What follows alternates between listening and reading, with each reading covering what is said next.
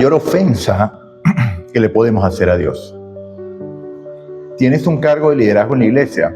¿Qué sucedería si en la próxima junta de nombramiento ya no eres nombrado en ese cargo que estás ejerciendo en este momento? ¿Qué función especial tienen los líderes dentro del pueblo de Dios? Para tener la respuesta a todas estas preguntas, quédate en el video hasta el final para que las vayamos respondiendo una a una. Entonces, vamos a orar para dar inicio a esta lección del día de hoy, cuyo título es La mayor ofensa. Hoy es miércoles 15 de abril, entonces vamos a orar. Señor Dios y Padre nuestro que estás en los cielos, gracias, Padre, te damos una vez más por tu bondad, por tu misericordia y por tu amor.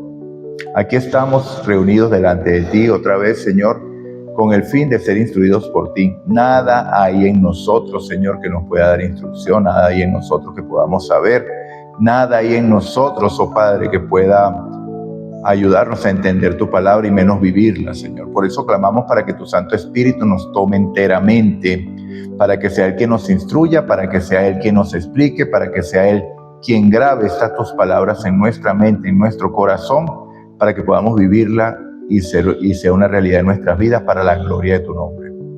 Perdona nuestros pecados, oh Dios, también líbranos de toda maldad. Esto es una oración que hemos hecho en el poder y en el nombre de Jesús. Amén y amén.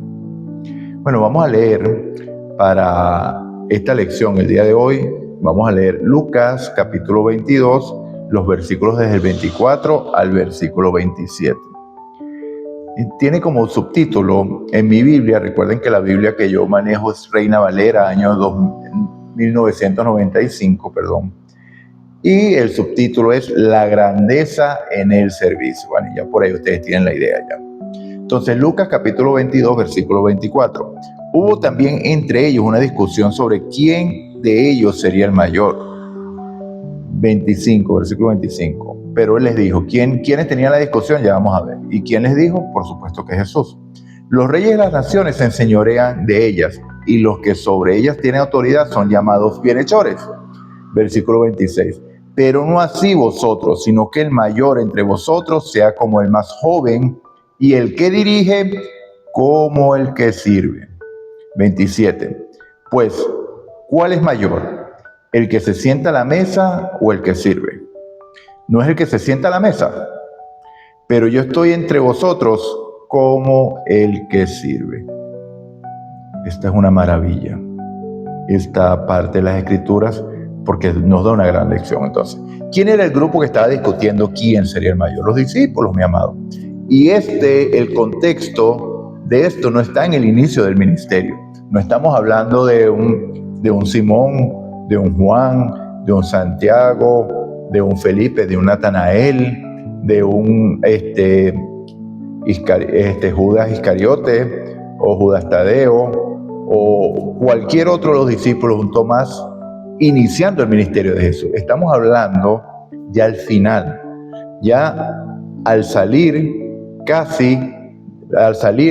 de la última cena. ¿Okay? Esta es la noche, la víspera de la crucifixión de Jesús, y miren la situación que había entre los discípulos. Entonces, si nosotros vemos esta situación, que ellos se preocupaban quién iba a ser el mayor, vemos que el asunto del orgullo ha estado en la iglesia desde su misma fundación.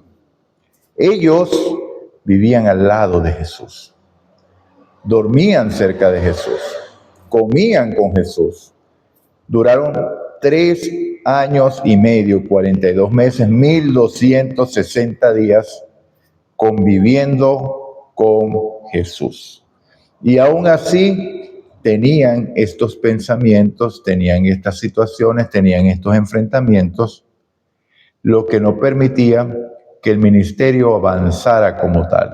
Entonces, si eso sucedía con los discípulos que convivían con Jesús, óigase bien, los discípulos, ¿qué podemos esperar nosotros hoy? Pero ¿acaso eso nos justifica para decir, bueno, pero que fíjate, si ellos lo hacían, ¿cómo no lo vamos a hacer nosotros? No. La situación es producto de la misma actuación, tanto ellos como nosotros hoy. Ellos esperaban un Mesías que iba a sacar a Israel de la esclavitud y del dominio de Roma. Eso esperaban ellos. Jesús se lo trató de explicar varias veces, pero les entraba por aquí y les salía por aquí. Como decían nuestros padres, te entras por un oído y te sales por el otro. En el sentido de que el corazón de ellos no estaba preparado para lo que realmente estaba pasando y del reino que había venido a instaurar Jesús, que ya estaba instalado. Porque él mismo dijo, el reino de los cielos se ha acercado. ¿Que era el reino de qué? La institucionalidad o la institución del reino de la gracia que fue proclamado, ¿dónde? En el Edén. ¿Okay? Proclamado, pero ahora iba a ser ejecutado el reino de la gracia. Entonces, mis amados, vemos que la situación se puso difícil entre ellos, pero Jesús intervino, porque Jesús le dice, fíjense, los reyes de las naciones se enseñorean de ellos, y los que sobre ellas tienen autoridad son llamados bienhechores, o sea, tienen ventajas los ministros, ¿ok? Pero con vosotros no será así, sino que el mayor de vosotros será el más joven y el que dirige como el que sirve. Gran enseñanza. Eso caería en ellos como un balde de agua fría. Y aquí ya habían,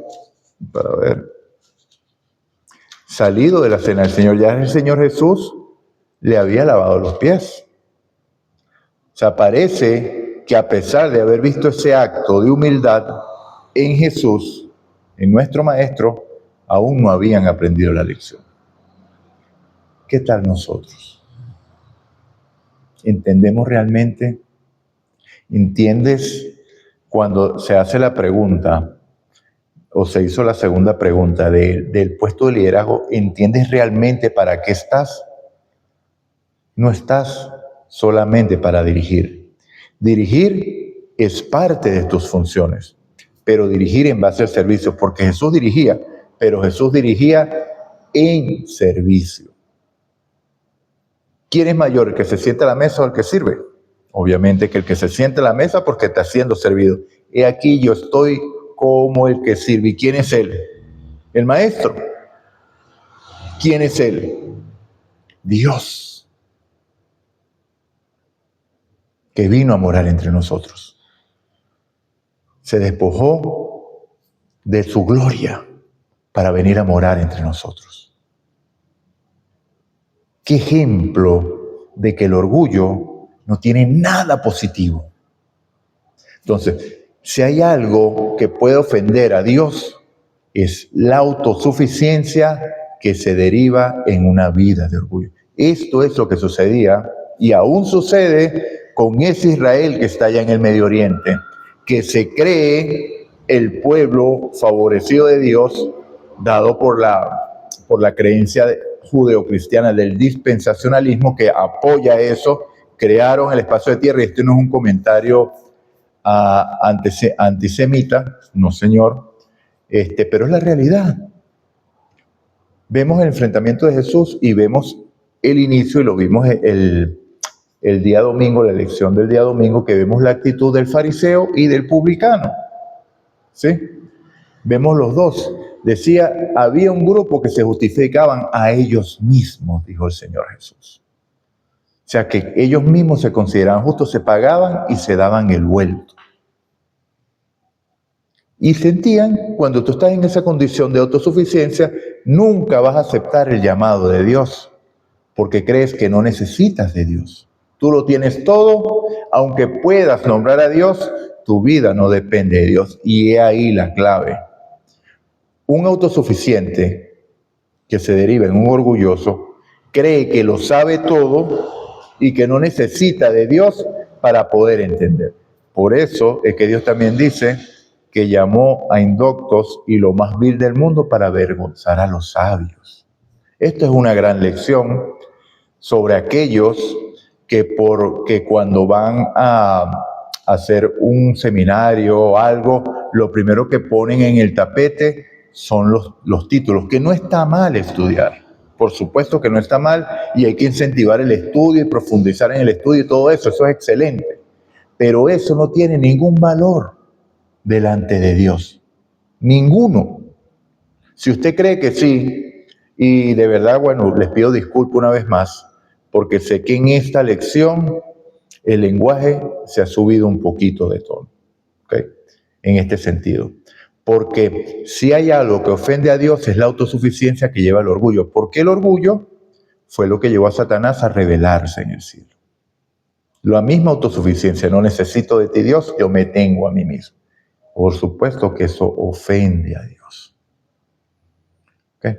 Entonces, mi amado, aquellas personas que llegan, ¿no? Que el doctor tal, doctorado en, voy a decir, en armatología, en cristología, en tal, no está mal, pero no tienes por qué exponer los títulos para validar tu palabra como una autoridad, porque eso es lo que hacen, ¿ok?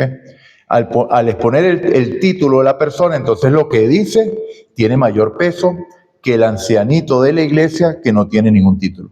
Pero resulta que Dios escogió a pescadores hábiles para los líderes, para los doctos, para los doctores, y en ellos, con su Espíritu Santo, transformó al mundo. De lo vil del mundo escogió Dios para avergonzar a los sabios. Una vez más, te repito para que no me malinterpretes. No está mal el estudio. Hay que incentivar el estudio. Lo que está mal es llenarte de orgullo cuando ves ese título en la pared. Mi esfuerzo logró eso. Y yo soy el doctor. Y donde yo llego, me tienen que rendir pleitesía, me tienen que dar un buen lugar para hospedarme, los viáticos tienen que ser sustanciosos, porque yo soy el doctor. Jesús es Dios. Jesús es la sabiduría. Jesús es el Rey del universo, Señor de señores. Se despojó a sí mismo, se hizo siervo para venir a servirte a ti y servirme a mí, para dar su vida en rescate de todos, en ti y en mí. Recuerden que siempre debemos verlo de manera personal.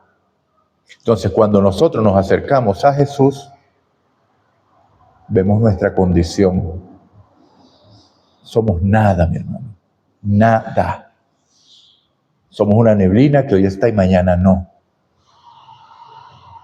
Pero en Él somos más que vencedores. Somos sabios. Somos hombres y somos mujeres conducidas por Dios que podemos, al igual que la iglesia de Éfeso al principio, trastornar al mundo. Pero para que eso suceda, debo rendirme a Él y reconocer mi indignidad. Y saber que en mí nada bueno hay. ¿Recuerdan el testimonio de la autoestima? ¿Se recuerdan? Perturbador ese testimonio. Perturbador. Debemos reconocer que nada bueno en nosotros. Cuando nosotros entendemos eso y empezamos a ver a quien tenemos que ver y que todo lo que se logra en esta tierra es porque Él nos los da, somos verdaderamente exitosos porque aprendimos a depender 100% de Dios. ¿Será eso posible? Claro que es posible porque Cristo lo hizo. Cristo, cuando estuvo aquí en la tierra, no usó su divinidad, sino que dependió todo el tiempo del Padre. Se paraba antes del amanecer para tener un encuentro personal del Padre, para recibir la dirección y el poder para ese día. Por eso que el día a día el día de hoy es el día de salvación. Cada día tiene su propio afán, dijo Jesús. Voy a leer esta cita que me pareció muy interesante. La conseguimos en Palabras de Vida del Gran Maestro en la página 122. En lugar de estar felices y agradecidos por su llamado, el orgullo se había apoderado de sus corazones y cada uno se creía superior a los demás. Estaba hablando de los discípulos del Managuay. Es fácil permitir que tales pensamientos dominen nuestra mente, pero se nos dice que no hay nada que ofenda tanto a Dios o que sea tan peligroso para el alma humana como el orgullo y la suficiencia propia. De todos los pecados es el más pernicioso y el más incurable, porque un orgulloso no necesita de Dios. Recuerden la oración del fariseo: yo oro, yo diezmo, yo ayuno. Esa oración, por eso es que dice que hablaba consigo mismo, porque todo lo hacía yo.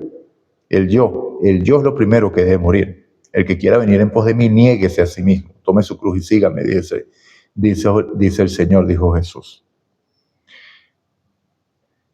Si reconoces que solo Dios puede eliminar el orgullo y el egoísmo de tu vida, y es el único que puede hacerlo. Porque en nuestra naturaleza, ¿a quién no le gusta que le den una palmadita por la espalda y diga, qué bien lo hiciste, muchacho? Ese pecho se infla, ¿no? Uy, cuando predicas, qué buenas palabras, qué prédica tan poderosa. No, mi hermano, no caiga en eso. Cuando lean eso, la gloria es de Dios, y dele la gloria a Dios de verdad en su corazón. No sienta, uy, preparé un buen tema. No, la gloria es de Dios, porque cuando nosotros nos toca la predicación, usted no puede sacar una predicación que venga de su mente. Usted tiene que doblar rodillas y clamar al Señor para que el Señor dirija qué es lo que le quiere decir a su iglesia. Yo no sé si lo hace usted, pero es el deber ser. Y no lo digo con orgullo, lo digo con la necesidad de depender de Dios, porque es la obra de Él. Entonces, cuando el tema es interesante y llama a la gente, los confronta, porque la palabra de Dios no es para agradar, la palabra de Dios no es para divertir, la palabra de Dios no es para pasar un momento agradable ni para llenar un momento del culto, no. Para confrontarte a ti con tu realidad de que realmente somos pecadores y necesitamos urgentemente un Salvador. Entonces debemos reconocer que el único que puede librarnos de eso es Dios, por la obra de Cristo, por la obra del Espíritu Santo en nuestros corazones.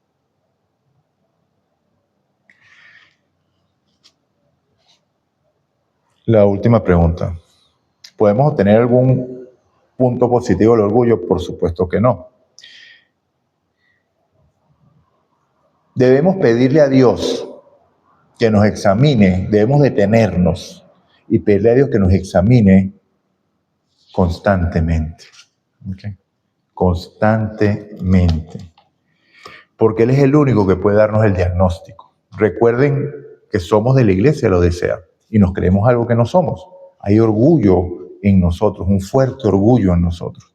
Creemos que somos ricos y que de nada tenemos necesidad, pero somos desventurados. No sabemos que somos desventurados, pobres ciegos, y estamos desnudos. Por tanto, en vez de decir, conócete a ti mismo, vamos a hacer eco de las palabras del Salmo 139, que fue nombrado en la lección del día domingo de las garras del orgullo, las opresivas garras del orgullo. Del 1 al 5, mire cómo dice: Jehová, tú me has examinado y conocido.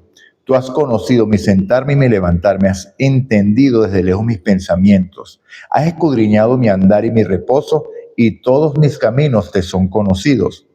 Pues aún no está la palabra en mi lengua, ya tú, Jehová, la sabes toda.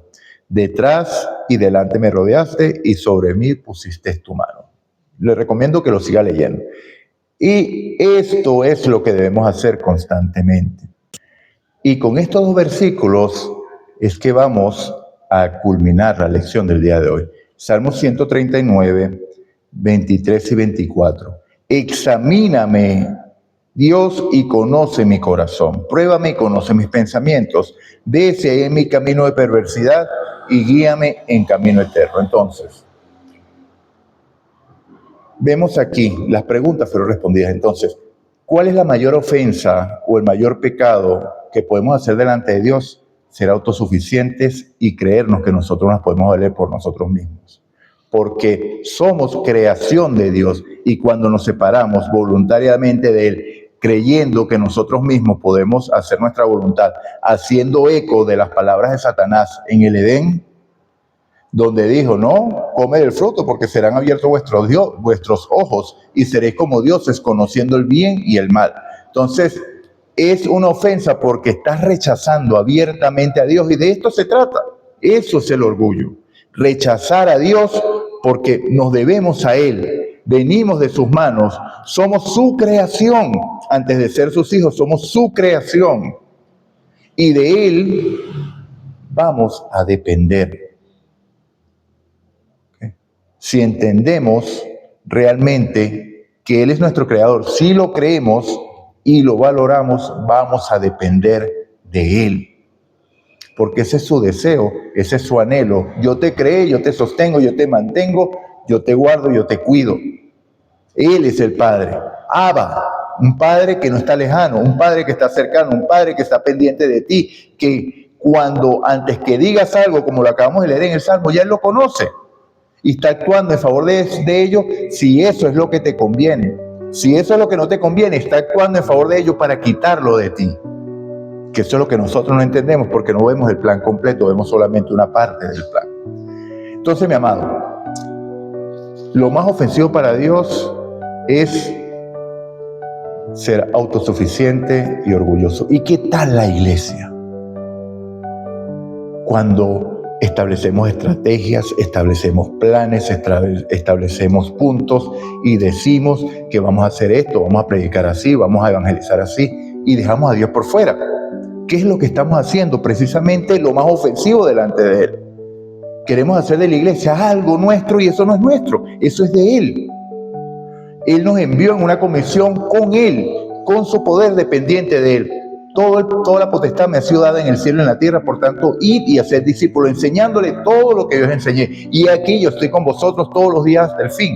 Entonces, si tienes un puesto de liderazgo, mi amado, estás llamado a servir, a lavarle los pies a toda la iglesia.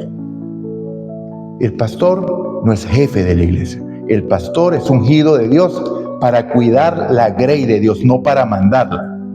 Aquí hay un concepto que se ha malinterpretado, sobre todo en estos últimos tiempos, que dicen que hay que obedecer, sí, hay que obedecer a Dios antes que a los hombres. ¿Okay? Y si se está haciendo, la grey está siendo guiado conforme a la palabra de Dios, excelente, la gloria sea de Dios. Pero si se salen de eso, no le ha amanecido, mi hermano.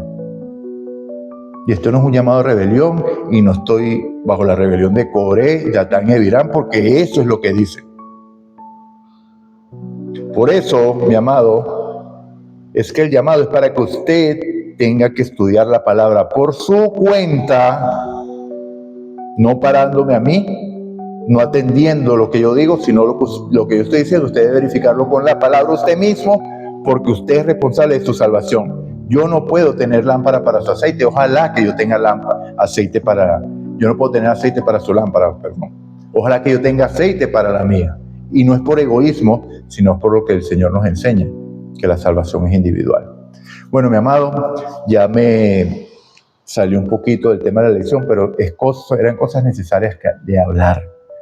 Porque el que quiera ser el mayor debe ser vuestro siervo, porque ese es el ejemplo que dio Cristo. Entonces, ¿quién es el mayor siervo que debería haber en esta iglesia? Ayrton Keller, que es el presidente de la conferencia general. Debería estar dispuesto a servir al ancianito de la iglesia, al ancianito que no tiene ningún cargo, que tiene 100 años, ayudarle a llevar las bolsas del mercado. Tal cual, porque eso fue lo que vino a ser Cristo. Dios te bendiga, Dios te guarde, vamos a orar. Señor Dios y Padre nuestro que estás en los cielos, toda la honra, toda la gloria y la alabanza es tuya, mi Señor.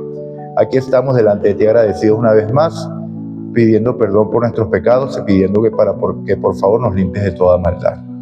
Oh Dios, necesitamos de tu Santo Espíritu para que el orgullo sea vencido, Señor, en nosotros, que no hay un ápice de orgullo, porque es una característica satánica, Señor. El orgullo nada bueno tiene, lo podemos exaltar las bondades de nadie, porque sería ponerle lazo para que peque, Señor, para enaltecerlo y pierda la vista y te deje de ver a ti. Así que clamamos a ti para que tu Santo Espíritu sea el que dirija, Señor. Esta oración la hemos hecho sin poder, sin mérito y sin nada, pero en el poder y en los méritos santos de tu Hijo Jesús. Amén y amén. Dios te bendiga.